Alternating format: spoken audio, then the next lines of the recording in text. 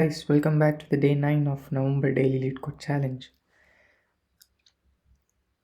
Okay, so today's problem seems like an interesting one, and it looks like a designing an algorithm type question.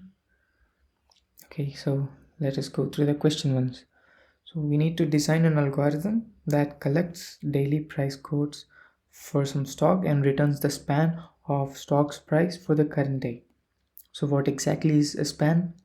So a span of a stock of today's price is defined as the maximum number of consecutive days in the past for which the stock price was less than or equal to today's price.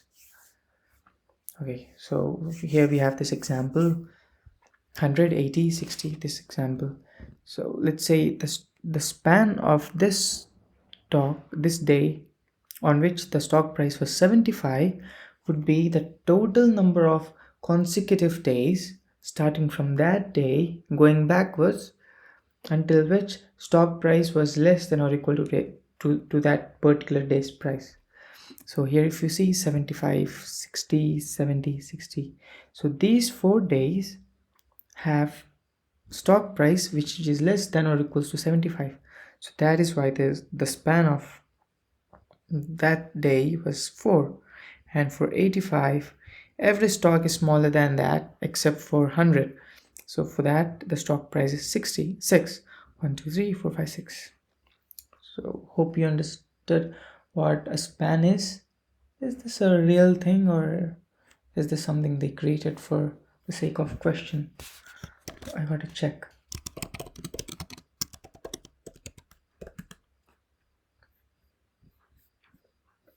Okay.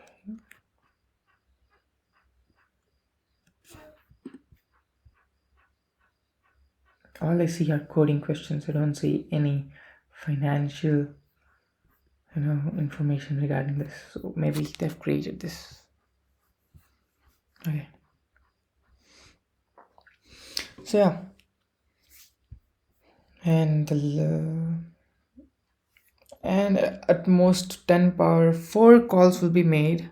So we are free to make n square we are free to make an n square algorithm, to develop an n square algorithm. So we can do one thing. We can just keep pushing each element that we get here into an array, and then for each day we can run a loop and check the span, which would be O of n square quadratic time complexity at its worst. But we can do better than that, can't we? I don't know why, but this problem reminds me of another problem. The name of the problem was something called I don't know, next hottest daily temperature Leetcode or something like that. Yeah, daily temperatures. Even in this, given an array, we need to find the number of days you have to wait after that day to get a warmer temperature. So it is basically the same question, but instead of moving forward we move backwards, something like that. I'll add the link of this problem in the description so that you might check it. So basically, as we cannot use time complexity, so similar to yesterday's question, if we cannot, generally in the brute force, for each day we loop back to the previous days and check the span of a day, but for that it would take quadratic time complexity, and when we don't want to do that, we somehow need to store the previous stock prices. And as I said yesterday, if we need to store history, one of the data structures you could use is a stack. Well, it's a stack. Stack is like a memory, so you keep pushing elements in your stack and you might revisit them later. something like that. So let me give you an example. So let's say first we have, let's say 60, and then I know that, and then came 70. So I know that uh, 70 is greater than 60. So in this case, I can, I can safely remove 60 and maybe add, I can say that okay, 70 has one span, two span, because itself and 60. And now, and why did I remove 60? Because there might be two cases. Let's say if we have an the next number is very big, it is 80, which is greater than both 70 and 60. In that case, I can, in that case, as it is greater than 70, it is greater than 60 as well, because 70 is greater than 60. That was the first reason why we removed 60. So in that case, we can include 60 here, because we know that here the span is 2, and here the span would be 2 plus 1. But if we have a smaller number, let's say 50, in that case none of this matters, none of this matters, right? Because both 70, if even 70 is greater than 50, then then you cannot form a span, because for span we need a contiguous, we need consecutive days in the past. So 70 broke the chain of 50, so you cannot use 60. So in that case, it doesn't matter if you remove it. So in both the cases, it is good. Like we are like we're either storing 60 if for the future, or we are storing 60's influence to the future. So something like this. This might be a little confusing, but if you solve this problem, daily temperatures, and one day I'll solve that problem on live, then you can see the correlation. Like this problem is just, it's like it's like a parody of that problem. So yeah, let me first take a DQ, and that's what the DQ is, something I used for stack.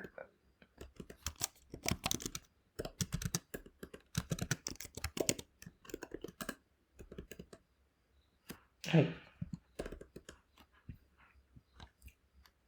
So now once I get a price, and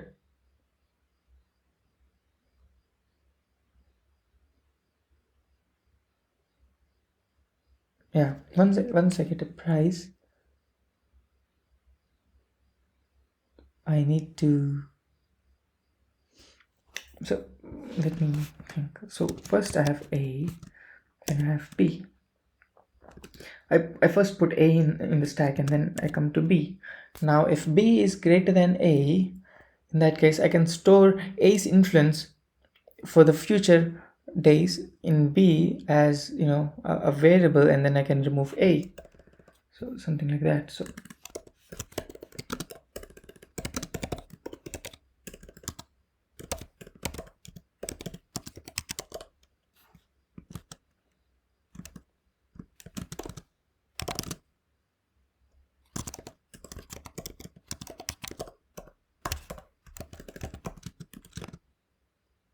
is less than price, I can, okay, I'm storing two variables. I'm storing the element, it's the stock price itself and its span. In that case, let me have no current span is equals to 1, because we are considering the current day as well. So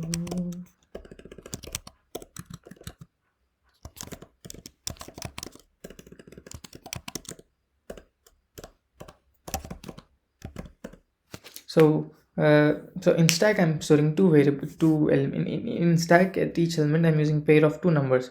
The first number would be the stock price, and the second number would be the span, the influence it would have in the future it would influence in the future, and I would remove that, because once I have the influence, I don't have to have the element again. You can keep the element, but why do you need to? It would create, it would create higher complexities. So yeah. Yeah, I think that makes sense. And I can push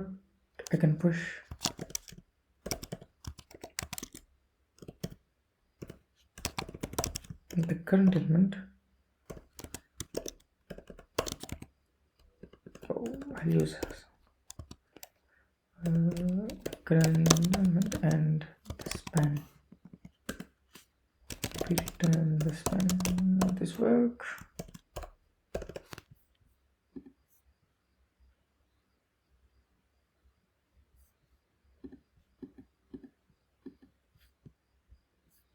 Okay, there's only one test case, so we need to think of any mistakes that we've made.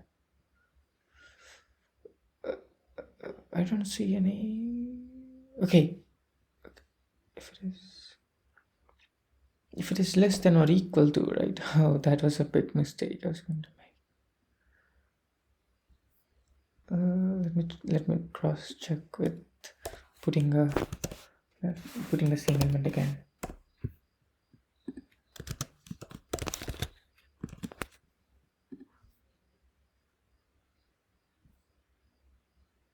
Yeah, let me take a shot. I hope it is not wrong. It isn't. So yeah, I know it might be a little confusing.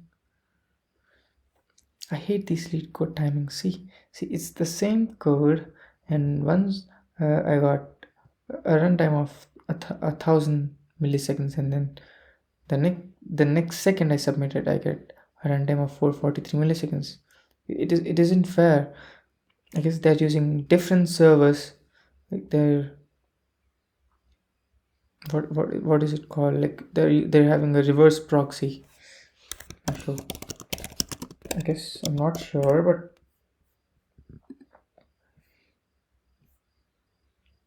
oh.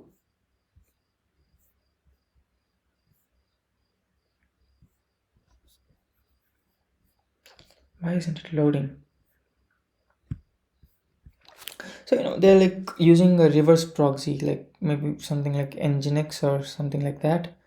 So when I submit a code, uh, it sends my code to a different server each time I submit it, and maybe some of the servers are having having higher computational powers, like having higher cores or having higher threads, or are less idle. Of that, for each time I submit, maybe it is taking me to it is sending my request to a different server. That is one logical explanation I can give on why do we have different run times.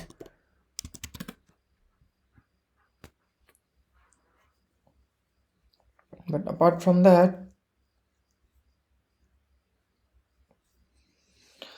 either that or they're just using a random.